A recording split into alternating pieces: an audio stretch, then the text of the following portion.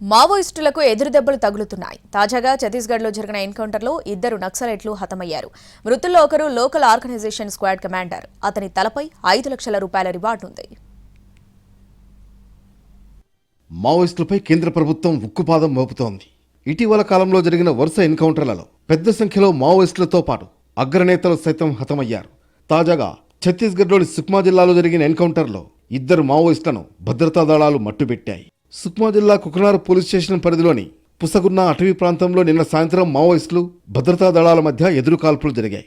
హోరాహోరీగా జరిగిన కాల్పుల్లో 2 మావోయిస్టులు చనిపోయినట్లు పోలీసులు నిర్ధారించారు. మరికొందరు గాయపడినట్లు అనుమానిస్తున్నారు.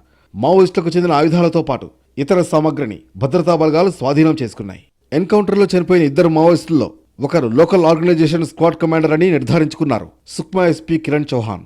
అతని తలపై 5 లక్షల రూపాయల రివార్డు ఉంది. जिला सुकमा में नक्सलियों के साथ लगातार मुठभेड़ जारी है। इसी अंतर्गत थाना कुकना क्षेत्र अंतर्गत कुसमुंडा जंगल क्षेत्र में नक्सलियों के साथ आज जिला पुलिस बल और डीआरजी की मुठभेड़ हुई।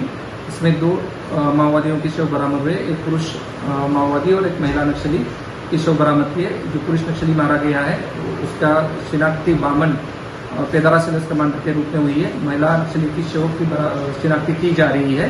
एक इंसास ऑटोमेटिक हथियार और एक 12 बोल राइफल भी और अन्य नक्सली सामग्री इसमें बरामद हुई है और इलाके में सघन सर्चिंग जारी है। వారం రోజుల క్రితం బీజాపూర్ జిల్లాలోని ఇంద్రావతి నేషనల్ పార్క్ ప్రాంతంలో జరిగిన భారీ ఎన్కౌంటర్లో 8 మంది మావోయిస్టులు చనిపోయారు. మృతుల్లో కేంద్ర కమిటీ సభ్యుడు సుధాకర్ అలియాస్ గౌతమ్, తెలంగాణ రాష్ట్ర కమిటీ సభ్యుడు భాస్కర్ ఉన్నారు.